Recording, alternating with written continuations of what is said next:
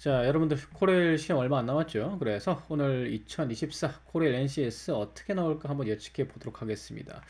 한사능의 머릿속에 들어가가지고 어떻게 출제할지 알아보겠다는 거죠. 그래서 오늘은 딱 두 가지, 한사능이 어떻게 문제를 낼 것인지 하고, 그 다음에 제가 출제한 코레일 모의고사 1, 5회 소개까지 드리도록 하겠습니다. 많은 분들이 이 한산응이 코레일을 한 적이 있죠. 2020년도에 했습니다. 그래서 이러한 것들을 보면서 이번에도 이렇게 출제될 것이다 막 이렇게 논란이 많더라고요. 결론적으로 이렇게 출제될 리 없습니다. 음. 시간이 많이 지났기도 지났죠. 지금 벌써 4년 전이에요. 그리고 그 간에 한산응의 이제 출제 경향들이 좀 많이 바뀌었습니다. 이 시기에도 사실은 한사능이 이렇게 출제하진 않았었거든요. 지문의 길이가 뭐 긴 편도 아니고 한사능 자체가.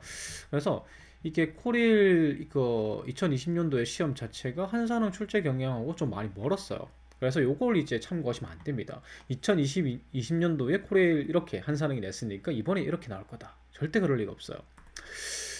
일단 우리가 한국 사회 능력 개발원이라고 얘기를 하잖아요, 한사능을. 여기에 출제 경향이 보통 이제 우리가 말하는 휴너하고 비슷하죠. 뭐 피들형으로 응용 수리하고 그 다음에 맞춤법 문제와 같은 막 그런 이제 옛날의 인적성 유형 있잖아요. 그런 문제들도 종종 출제를 하는. 그러니까 딱 우리가 이제 시중에서 기관명 안 붙어 있는 혹은 기관명이 붙어 있더라도 그냥 양산형으로 이제 파는 봉투 모의고사 있잖아요. 이 끔찍한 혼종들 있지 않습니까? 여러 문제 유형이 다 섞여 있는 거. 그런 혼종 형태의 출제 경향이 한사능의 경향입니다. 일단 쉬운 문제 비중도 굉장히 높고요. 막 모듈형 같은 거 그냥 암기하는 거 있죠. NCS 이제 그 기본 교환 있죠. 기본서에 나와 있는 이론들 그런 것들을 갖다가 그냥 암기 형태로 출제하는 경우 이런 경우도 많았습니다. 그래서 원래 기본적으로 한사능은 의사소통 지문이 긴 것과 자료에서 막 복잡한 거의 비중은 좀 적고요. 간단하게 계산할 수 있는 응용술이나 짧은 지문들이 많다. 이렇게 이제 생각을 하시면 됩니다. 근데 한사능에서 간혹 흔하지 않은 지들도 이제 그 변별력은 조금 해야 되겠나 봐요. 너무 다 맞추면 안 되니까. 그래서 막 이게 변별력을 만드는 문제도 굉장히 특이해요. 얘네들이. 막 시중에서 못 보는 그래프 형태, 처음 보는 그래프 형태 막 이런 걸 준다거나 아니면 막 자료 내용을 이상한 걸 가지고 옵니다. 보통 우리가 이 한사는 이 의사소통 지문 같은 경우에 그래도 양심상 그 회사의 지문이 나왔죠. 아니면 그 회사가 속한 산업에 관한 지문을 이렇게 출제를 많이 하는데 얘네들은 정말 양심이 없는 경우가 많아요. 예전에 어떤 경우가 있었냐면 좀 이따 보여드릴 후기에도 있는데 고전 문학 있잖아요. 시를 가지고 왔습니다. 이게 무슨 일인가? 이게 NCS인가? 얘네들은 기본적으로 양심이 없습니다.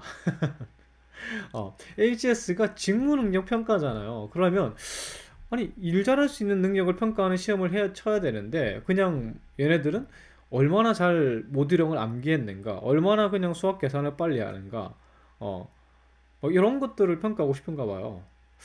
그냥 문제은행식이겠죠. 실컷 이제 막 출제를 해놓고 막 짜집기 하듯이 문제 이제 출제하는 그런 식으로 출제할 가능성이 높은 기업입니다. 이게.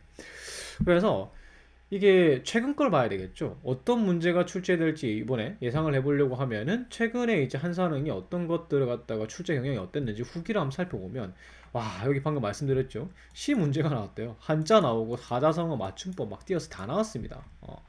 일반 상식 문제 나오고 막 주식 지문 나오고 이게 국립공원관리공단인데 주식을 잘하는 사람이 뭐 공원 관리를 잘할 건가? 그러니까 말도 안 되는 문제들이 출제가 됐어요. 음. 이게 이분과 이분이 다른 이제 후기인데 고전문학 시도 출제됐다 똑같은 말하죠. 수능을 보는 기분이었다. 얘네들이 어딜 뜰지 몰라요. 그래서 그러니까 기본적으로 봤을 때 이 기관에 정말 일을 잘할 수 있는 사람을 뽑아다 바치겠다 요런 개념이 없는 거죠. 이게 인사를 하시는 분이면 이 사람 한 명 한 명 뽑는 거가 그 기관에 얼마나 영향을 미치는지 알 텐데 저는 이렇게 못합니다. 저는 제가 채용하면 이렇게 절대 못합니다. 음. 그 다음에 이런 말도 있었어요. 특허권과 실용신안의 지식이 있어야 풀 수 있다. 사실 뭐 이 정도까지 아니었을 거예요. 이 정도까지는 아니고 이제 독해 형태. 그러니까 얘 왜 이런 반응이 나오냐면 국립공원관리공단인데 특허권하고 실용신안 지문이 나오니까 이게 이상한 거예요. 이게 사전 지식이 있어야 풀 수 있는 문제인가 이렇게 싶은 거죠. 아니 뭐 공원에 관련된 게 나와야 되잖아요. 나무 심기 이런 게 나왔으면 이해를 하겠어요. 그다음에 NCS 교수 자용 가이드에 얘네들 원래 이런 거 많이 합니다. 모듈형 문제가 나왔다는 게 많아요. 그러니까 모듈형 문제도 조금 이제 흔한 문제 같은 걸 좀 내면 될 텐데 나름 변별력을 가지고 싶은가 봐요. 뭐 무어의 법칙 같은 경우에는 이제 흔한 거니까 이게 워낙 옛날 거잖아요, 이거. 그러니까 NCS 교수 자용 가이드에 뭐 암기 이게 사실 암기 시험으로 내는 게 NCS가 아니거든요. 직무능력 평가이기 때문에 이 책을 얼마나 잘 암기하느냐 이거 평가하면 안 되거든요. 그래서 저는 모듈형 문제를 극혐합니다. 그거 어떻게 다 외워요, 그걸. 근데 이거 그러니까 사실은 요 문제들도 제가 들어보니까 이제 치신 분들한테 들어보니까 이게 뭐 요걸 정확하게 알아야 풀 수 있다는 것보다는 요런 그 지문이 나왔다. 요거 읽고 파악하는 문제 정도다. 어렵진 않았다. 요렇게 이제 얘기를 하더라고요. 그다음에 자리 배치 문제가 많았다. 이거는 이제 기본적으로 논리 형태. 그러니까 딱 옛날 그 있잖아요. 옛날 그 진짜 옛날 막 1990년대, 2000년대 초반 인적성 문제 기업들 내던 거 막 딱 그건 거예요. 그건 거. 좀 바뀌어야 됩니다, 여기. 음. 그래도 우리나라 그 중요한 기관들의 이제 채용을 담당하고 있는 그런 입찰을 받는 기업이라면 바꿔야죠. 음. 이게 직업윤리라고 할 수 있죠, 직업윤리. 그다음에 이게 2023년 하반기 국가철도공단이기 때문에 이제 요걸 갖다가 조금 참고를 할 수 있어요. 근데 모듈형 암기해야만 풀 수 있는 문제가 나왔다. 그 다음에 피스령이 나왔는데 특별히 어렵진 않았다. 이게 딱 한사는 요즘 출제 경향하고 비슷하죠. 그 다음에 생각보다 암기 비율이 높았다. 이게 말씀드리지만 이게 다 한 명의 후기를 제가 정리를 한 거예요. 그러니까 한 명에. 그러니까 1번 사람, 2번 사람, 3번 사람인데 똑같은 얘기가 나오죠. 암기 비율이 높았다. 공고문, 기사문, 문서 양식 문제가 나왔다. 이게 전형적인 이제 모듈형 문제죠. 외워야 되는 거. 수리는 확률 문제가 네 문제나 출제를 했다. 그 이번에 네 문제까지는 안 될 것 같은데 확률 문제를 얘네들이 좋아하겠죠. 피셈 문제 계속 나오는 게 이제 지문이 그리 길지 않았다. 그리고 피셈 문제가 그리 길지 않았다. 근데 응용수리 문제가 좀 나온다. 모듈형 문제가 나온다. 사실 모듈형이 나오면 답이 없어. 이거 어디까지 외워야 돼요. 그러니까 기본 여러분들 시험 준비하러 가실 때 이제 시험 치러 가실 때 아니면 한 일주일 전부터 모듈형 이제 기본서에 나와 있는 기본 이론들 그런 것들을 보시는 정도 아니면 다 보려면 이건 너무 많아요. 음. 그 대구 교통사 여기도 교통 들어갔으니까 조금 이제 비슷하겠죠, 맞죠? 똑같은 말 나와요. 난이도 어렵지 않았다. PSCSC 평이하고 지문도 길지 않았다. 근데 여기서 제가 왜 이 합리적인 의심, 그러니까 한사능이 문제 은행을 활용해서 그냥 가지고 있는 문제들을 갖다가 짜집기해서 출제를 한다. 요걸 이제 어떻게 예측을 했냐면 이렇게 하는 걸로 보여요. 왜냐하면 여기 요 사건이 있었어요. 대구교통공사 할 때 대규모 출제 오류가 있었어요. 정보 능력으로 출제해야 될 걸 갖다가 기술 능력으로 출제했다. 그래서 해당 문항 전원 정답 사태가 발생했습니다. 와, 대단합니다. 대단합니다.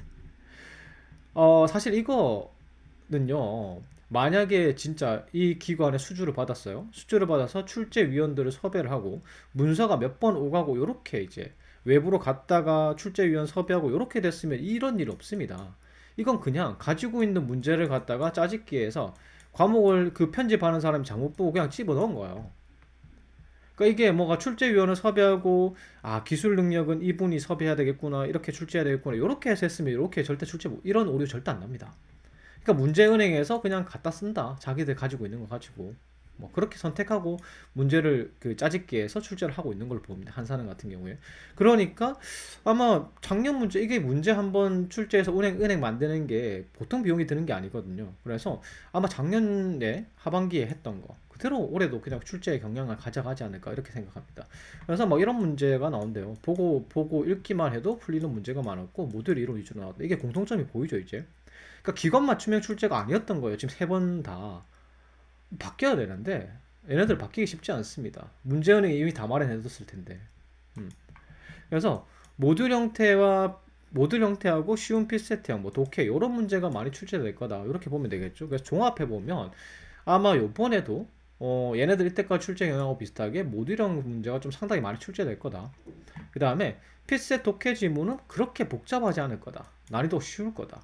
음. 그 다음에 응용 수리 문제가 출제될 건데 확률 유형이 이제 꼭 나올 것 같다. 한 문제, 적어도 한 문제는 확률 유형.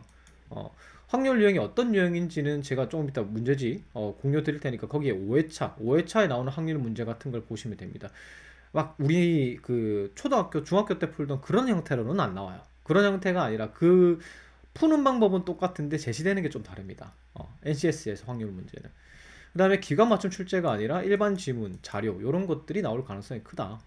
이렇게 말씀을 드릴 수 있습니다. 그래서 제가 고정 댓글 링크에 달아드리긴 할 텐데 지금 코렐 모의고사 1회차부터 5회차까지 올렸죠, 맞죠? 그래서 1, 2회차는 일반적인 봉투 모의고사. 그러니까 여러 가지 섞어놓은 혼종. 그 다음에 3, 4회차가 좀 피셋하고 지문도 길고 이런 2020년도 코렐 출제 유형으로 됐고요. 그 다음에 5회차 다 새로 내긴 했는데 5회차는 특히나 한사능 출제 유형으로 요런 유형으로 나올 거다. 그래서 확률 문제도 좀 넣고 그다음에 모듈형 문제도 비율도 높이고 이렇게 해서 모의고사를 내봤습니다. 그래서 필요하신 분들은 코리엘 마무리를 요걸로 하시면 되겠죠. 고정 댓글 링크 확인하셔가지고 모의고사 풀어보시고요. 추천드린 거 개인적으로 추천드리는 건 지금 모듈형 일주일 동안 이제 남은 거 만약에 한 일주일 정도 남았다 이렇게 치면은 모듈형 공부를 갖다가 기본서 그냥 한번 계속 훑어보시는 거. 지금은 만약에 독해력을 키운다, 계산 속도를 올린다, 요거 해서는 일주일 동안 오르기 힘들겠죠. 그래서 그런 식으로 준비를 해보면 어떨까 싶습니다. 여러분들 꼭 준비 남은 기간 잘 하셔서 학교 가시길 바랍니다.